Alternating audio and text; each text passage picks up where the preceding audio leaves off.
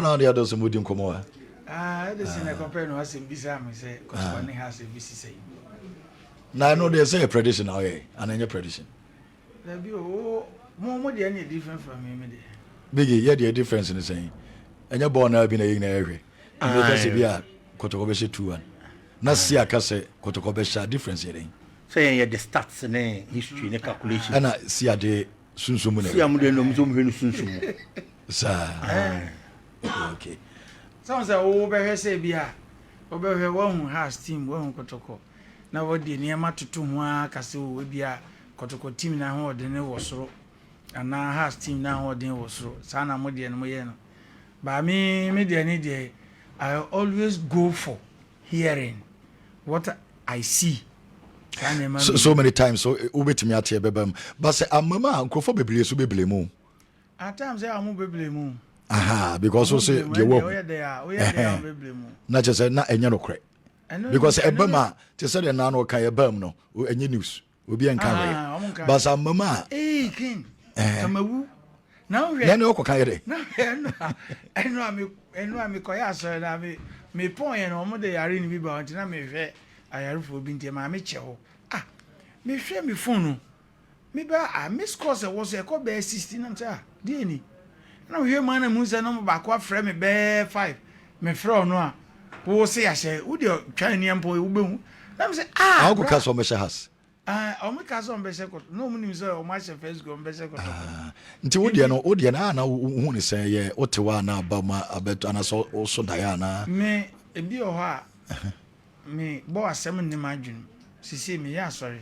first na me ya sorry ndi na sa bed na ndem so sisi wa wo ya wa sorry e wa himfa e wo daako santase aprehiman daako oh sa o mo cook depo bi o me o cook depo na chi wa na wo ya wa sorry sisi me fi akraba nyina na ma be start e wo so wo side santase station o de kwana eda opoko school na chi wo okay sa kwan so de ho na wo ya sorry bi daako okay omo depo bi ho cook depo bi ho ana me o mo chi wa Friday and Pabia na me aso ye council and I know where you want free ball no man now say me no the ma Ghana for the ni me pa football hon sem ndi me no ya na me pese me jai me ankasa to me o pese we jai I want to stop but me ntimi ebi wa me wa ti say dey na say o ai na say me ti say Kotoko ne has bebo na say na so bi bisa me a me kan dey o ba kasa me nim say na me be ba ha ma Edison enemy abedi nkomu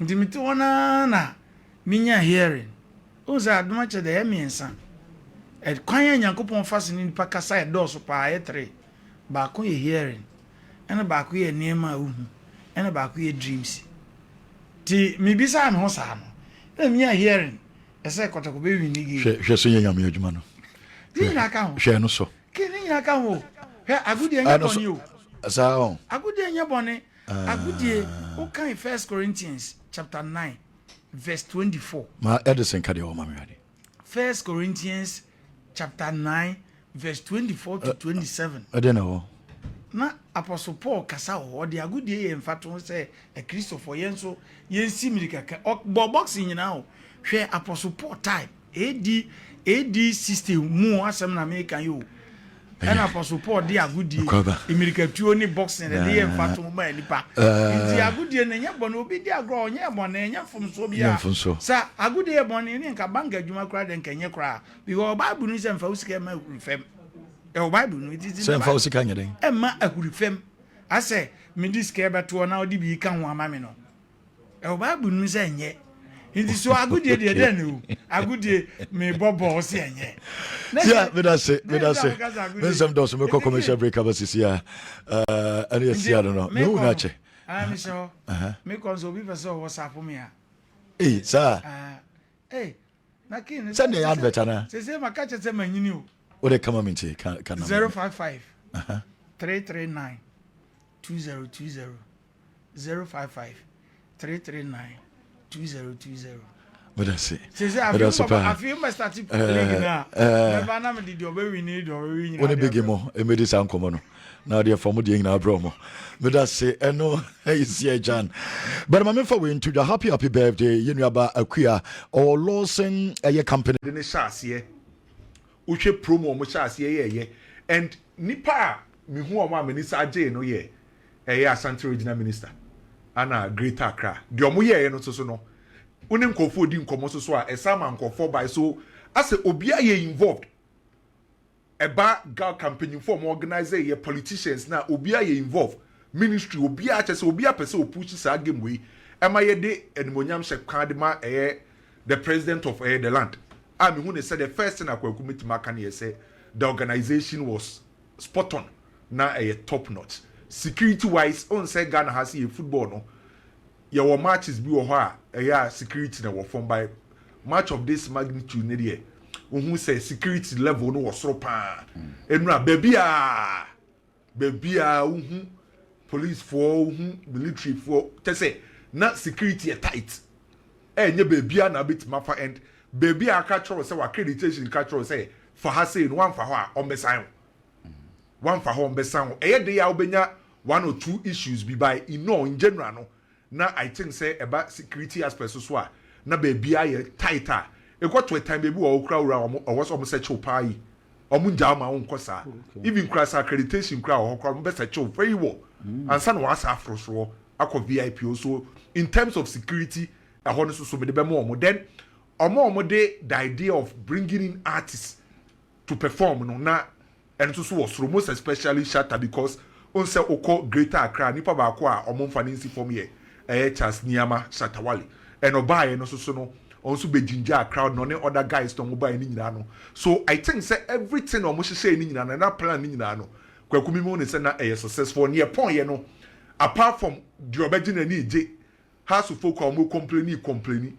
ba unti basa ye bia unti say kasa na we Canada na we Canada ba na ye de obi abeko ne fie so I think say kwaku from anopana nkosi tama anyadwo na match ne be wie no na efe keke kra na we see from mpokra na wo ekire ho a wo ministry so na hu fire crackers na nenam dwem na say atmosphere na beautiful then nipa do do mepie mu Accra Sports Stadium kwaku massive respect obi beka say na ye free gate no kre bo mo buy na ye obi wo ho a ofri ajenga no ne buy from ajenga no eba osu enye kwan ketwa obi wo ho a ofri amasaman ne buy from amasaman be su o enye kwan ketwa obi be free kaswa e de aba obi be free adenta e de aba e de asa nipa no be fa ka obenum nsuo obedidi ni nyina na yeska no oyi no enti enfa ho se na obeka se ye free gate no hwedipa dodo na omo buy ni baby omo free buy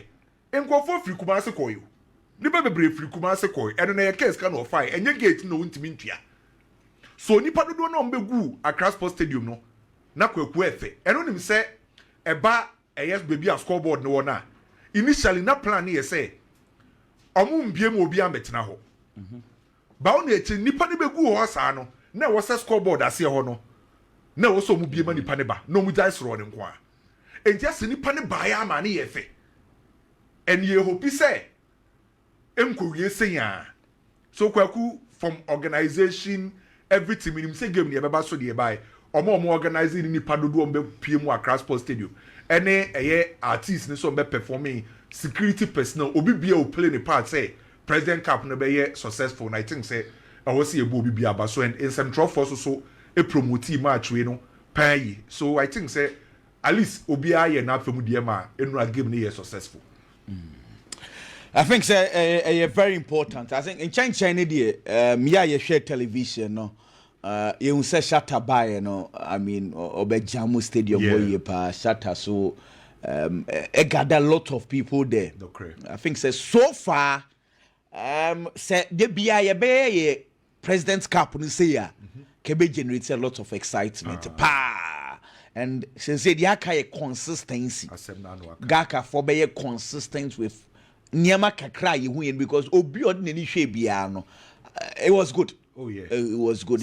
Oh cry now feeling is different. Yeah, okay. Feeling is different. Omo nipa na wa botin na enye izo. The Shatta by na stadium was so powerful. Hey, so I would cheer. I mean this is good. This is good. Maybe crash so ever so be sound. Oh yeah. Now I think say like I say obia the obia ye bia obia's etetri.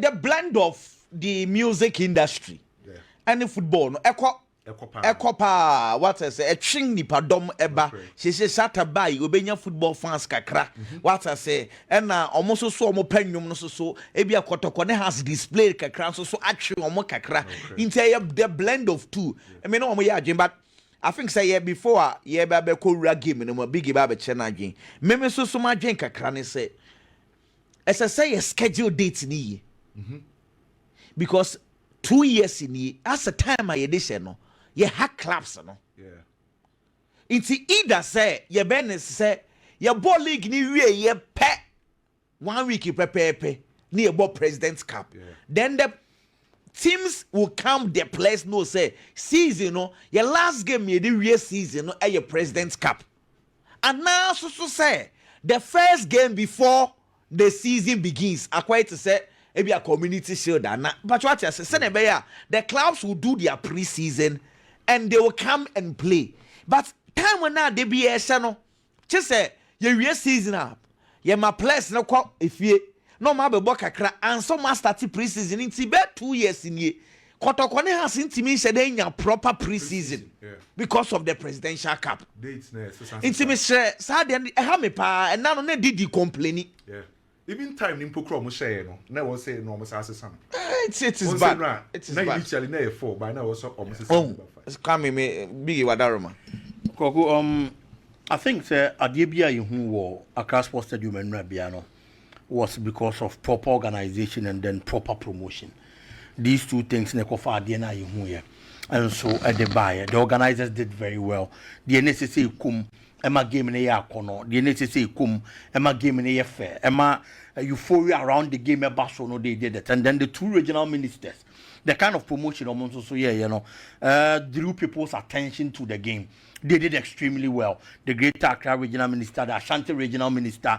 So as a game, you know, Kotoko had to folk politicians, it like as a for game, let's say game near Omodia.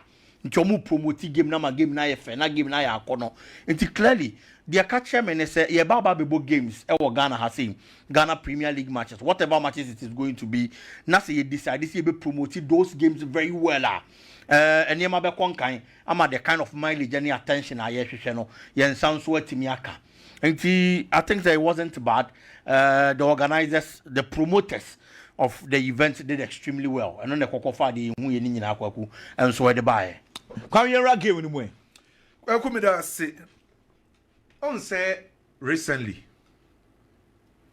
Kotoko ekoshia house of folk bia na Kumasi Asante Kotoko fo bitimi de omun say si ombo aka say ye be she house because say two teams a omun nyina ya akese na nansen ba ko nsa da ba ko so a Tembia no Kotoko ra game ni ma o gidie wo confidence say obetima sha Accra house fo Benra, to be honest, me a lot of positives I will have for game nim, most especially the first half. Me a lot of positive. On said and saying has Asia Kotoko. Say yen create chances kwan shego kwaya na enho eden de mahaso. Benra the first 45 minutes I think say Didi Dramani ebo coach Karim Zitu. The first half based on the many share yen dey. Didi Dramani bo coach Karim Zitu. So the first 45 minutes kwaku the enema has of folk aye strong in yes one. In the first half na has of folk aye more compact. Esa en Kotoko fo no. The first half na aye dense Kotoko be bie has a team nim. The first 45 minutes sa watch a has of folk here pa na omoche bo a omo delay wo ball ne so in their transition. So ni umsa has of folk etimi move ball ne quicker. They call a Kotoko half. Unlike a previous games Libya, young house of folks so many Kotoko Kwakoshiano. By this time around, I didn't know me who in the first half of the year. Now house of folk transition no echo come up and about 50-50 battles now house of folk are more aggressive. I say Kotoko in the first half. So first half now Kotoko and the house no now we say house of folk and we need more balls no than Kumasi Asante Kotoko in the first half. And it is a what a house of folk first half nankasa di akwaku na house of folk better by at the crunch make us a manage house of folk and in the first 45 minutes no house of folk use 3 phases in their build up and kwaku almost phases no use in their build up no the first phase of house of folk the second phase of House of Folk now omo numbers esen Kotoko. And remember 3 examples in their first phase. Say JT are ready. Enu Kotoko. In the first 45 minutes, Coach Karim Zito enu Kotoko decided say omo first line of defense and also omo first line of pressure. Ebeya Kwame Poku ne Albert Amwa.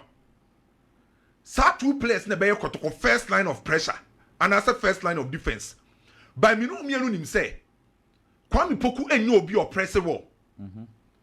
Ana Albert Amwa no beye no nko ntimi nye say adwuma no. So sa 2 players no me Kotoko first line no. Anytime your House of Folk you omo build up you can say omo first phase of omo build up na.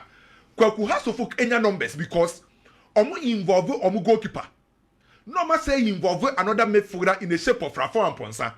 So House of Folk building up from a chiro goalkeeper involved. Before say baby film no say baby cup kuna du yado. Na Rafa and Ponsa saba beka so omo nya kro mutiminya 3 to 4 players in omo first phase of omo build up. By Kotoko was just Kwame Poku and Albert Amwa, which am a House of Folk enya numbers in their first phase of omo build up. House of Folk etimi creating lanes. Emo mutiminya passing option. Where your first example na mdia ma no. And so your first example na a House of Folk build up. Kotoko 2 players pe ana ekọ House. Enu mpokura no Kwame Poku nye good pressure of the ball. By House of Folk involving the goalkeeper.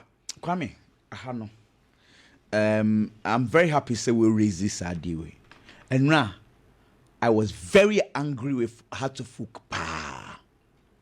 Heart of one. Kotoko decided say Heart of Folk here build up. Watching the place ne ko go on one kasani pomu. Heart say here build up. To say the way show 4v2. Yeah. Now Heart of Folk quickly on a person bobo no Kotoko half. Said the easy. So I'm open them. For and now, Miss, what is going on? Because Kwame on said to you here, the Wuchire 4v2. And maybe no more 5v2 nina. Yeah. Inti who players be brave or wow half. Kotoko decided say obeso bobo ne de breno no ye counter attack. Yeah. So why the rush to get the ball to Kotoko? That was on my pre say omo ball na omo build up na no be quick in for what's the one oh and they make what they say. Inti the more you hold on to the ball, the more I will pass it ball ni bebre. Will you Kwame Poku ni Albert in one? Everyone Kwame Poku ni Albert. I'm on my bre. Inti be you pie. Na 2 everyone Kotoko for ne Abba. Sir. But House of Folk ya no open in time abo ball no dey akọ. I did not understand. Where your first phase of omo build up. Okay. Where your first example na the amount. Very well. Who say House of Folk omo first phase no. Omo involve goalkeeper, then Rafa and Ponsa. No be about the center backs ni you know. By Kotoko de na Kwame Poku ni Abetamu ankwa. Where your first example. Okay. Mami another example. Right. Now who said the House of Folk no. Where so see House of Folk say build up BMO. And it's to the same Kotoko 2 players. Kwame Poku Abetamu. Then again House of Folk involve your goalkeeper. So the first phase our numbers 4v2. Where your second example. House of Folk were lots of numbers. So why? First phase of our build up no. Where your first phase of our build up no. Again our numbers because Kotoko a committee only Kwame Poku then Albert Amwa and Kwame Poku and you be oppressive war. As a second House of Folk stress Kotoko center because Kotoko plan was that on the ball long balls. Yeah. Inti Oma Kwame Poku ne Albert Ebra. Kotoko ball long balls na ebe useless. Inti then obema oma bre especially when you build up on your 2 pe. Hold on to the ball. Take control of the game. Oh. So House of Folk first phase of omo build up ni die. Now omo timinya numbers say Kotoko for no because now Kotoko no only 2 players to omo committee omo. E dey omo ball manim. So the first phase of House of Folk build up now we say House of Folk options and between their progressive ball no. Then the second phase of House of Folk build up no was in the middle third. And answer Saturday you analyze the game no. Make a same bitch say baby I was saying the drama in the House of Folk take advantage you say Kotoko any Andrews team menu oni play oni tenedu so me for the be mo bin finfin ho no Kotoko be break akra set na fe na waba Emmanuel Ntwi enye obi o mo bin finfin ono no onye destroyer baba ya hayam pokura no enye destroyer so Kotoko be lack a destroyer obi o be mo bin finfin ho so House of Folk epe baby o metima take advantage na e food so in House of Folk second phase no omo sa bedum finfin ho na akwa akoka Emmanuel Ntwi ni Abrante fan say set. House of Folk saying your numbers in their second phase oh Finfio because in Finfio on Nkwano, Rafan Ponsa wo Hussein wo Kofi Asma wo even to the extent say Shanki Kimpokra drop ever become Finfin for no. So House of Folk second phase no kwa saying your numbers. On say no Zito a experiment or decided say or the Patrick Esiedu and Saturday because as a natural say Patrick Esiedu na hwe man mbotire no obekọ nanim. And to use Patrick no on the right side, a woman no about right midfielder. By the end, Kotoko and House of Folk in their second phase, essential numbers in the midfield. And from the first phase, no more building from a metro, no House of numbers. In the second phase of a midfield, no House of Folk senior numbers than Kumasi Asante Kotoko. By the Biamanu, a pay did the assembly say, or share Kotoko backline in Nano, and no target say Francis Aqua. Kotoko left back, new left back. And to load the Francis Akwaho, a hono, Emmanuel Mankwafaho. Or my wayo before say wayo be prefim no, wayo Faho, Hussein Faho. Even Hamza Isana no lead the attack never faho. And to mama Francis Akwaho train. So most especially in the first 45 minutes. Now it's the Francis Akwa, and who train the kakra. So the idea was, me pretty sure say, no master do Kotoko team ne kakra. So when the ball you could drew Francis Akwaho na. Then no my yesa or we in swing giving no inside the box of Kumasi Asante Kotoko. E can who be the mark Kamara ko ye mistake Hamza Isa e no. So clearly the first 45 minutes there, I think House of Folk first phase of former build up, almost second phase of former build up, then making sure say ombe lodi Francis Akwaho on the left side of Kumasi Asante Kotoko. Ye omu in swing na koye kakra de ma Accra House of Folk in the first 45 minutes. And which na me very impressed because recently House of Folk against Kotoko hardly Nabon say has a creative chances be brave. But in the second half, Kwaku Sena Ushe game na. At the time of Patrick Esiedu free no, he be je ube shame no. Na ye ba be real first half no. E hono Kotoko sha say omo pekeba. But in the second half, the idea of Kumasi Asante Kotoko was clear. This time around, yes, you empini House of Folk for. First half na Kotoko je bona. Now lose a lot of faulty passes. But second half, no, I didn't notice here. Say na Kotoko ye more calm. E will game nim. Timi ball, hold the ball. Swing passes together. And omu pini House of Folk for no. Enti ma Kotoko center backs no etimi push be nim.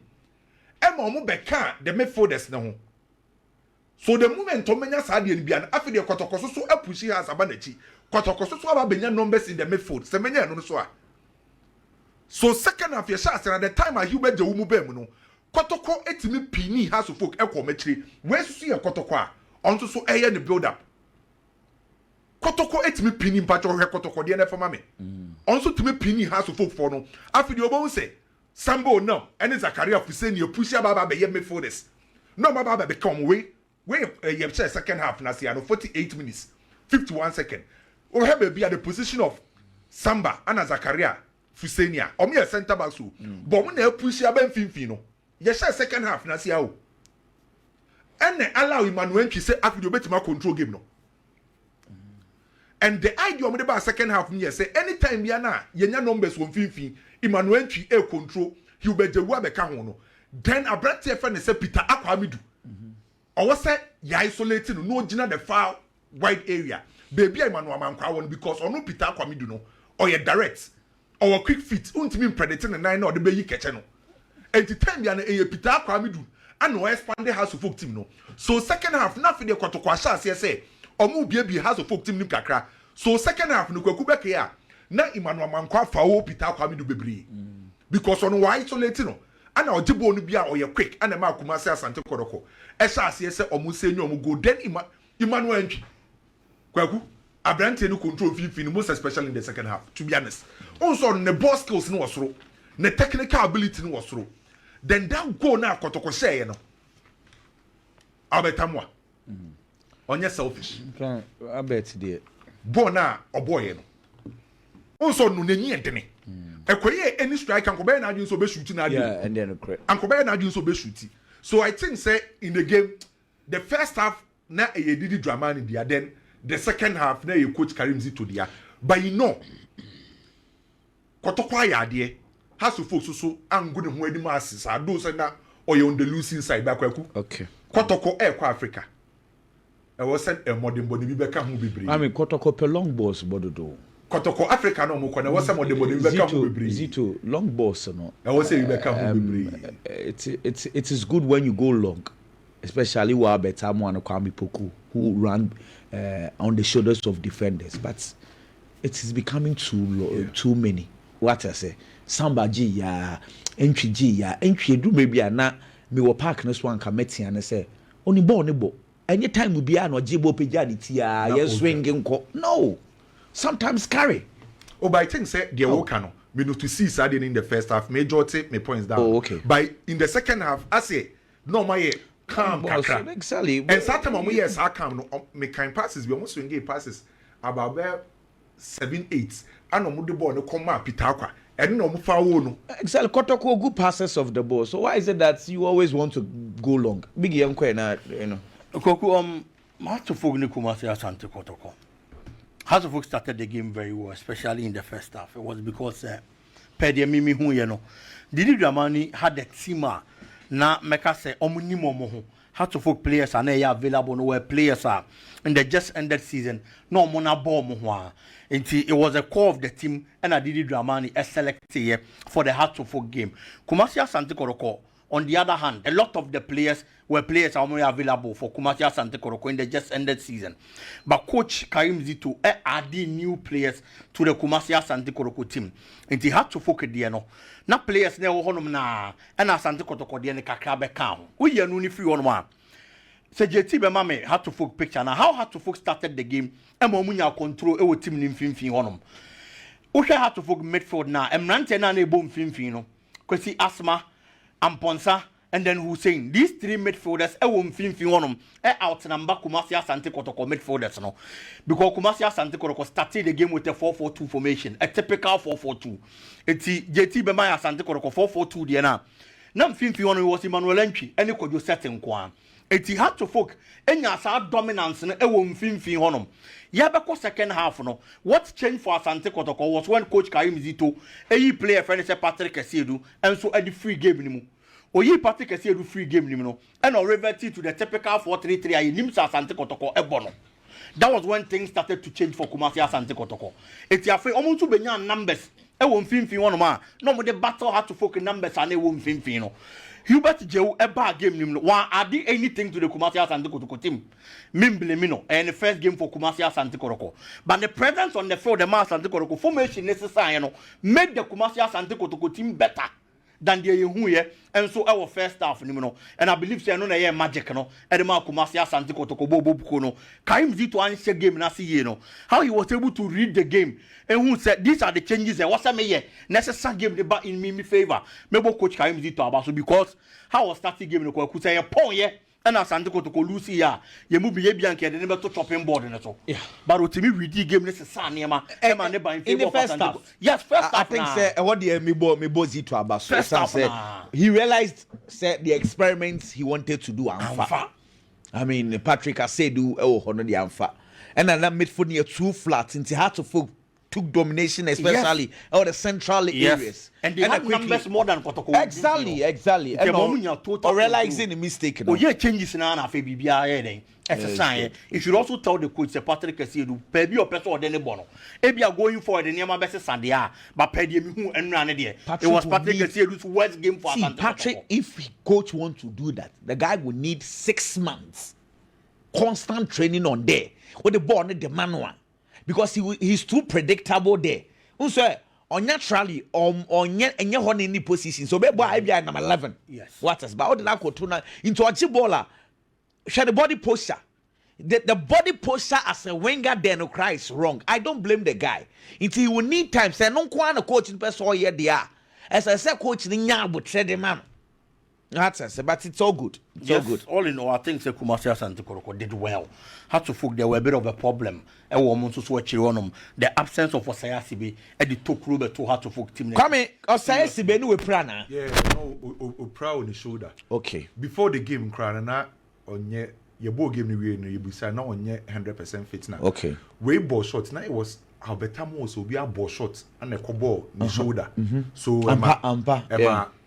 Calvin or CCB, another shoulder injury. That was the reason why we'll be in film. Initially, no be anti-assay. I'm say, no be I say, the recent times, Kotoko has. Yeah, be power or your mistake. It's a normal coach and I will manage in a film. So I was wondering because seriously speaking, he proved he's the best central defender for Hatofo. Yeah. When he was in the game, things were different. And of you, now Hatofo can commander be aware. No, be anti me organize backline in my Hatofo. Unsa Kwaku Ankasa will play and a beshim. Opon Frane ne Kunedu Yadon Bono, a quack similar. Omunyina ye that modern type na born da menano minim born epia so enrana after Sakunedu Yadom Kavino says be free no dear onso so ye aggressive for ye hard kakra ne ye Sunday Michael Lewa but unfortunately no so nka the team no onso me divide o team no enti wo hwa na ase o says be free no na say has to focus on akwa okay Kwame I think say omunhwe no omunye yan wrap up and so I watch your stripe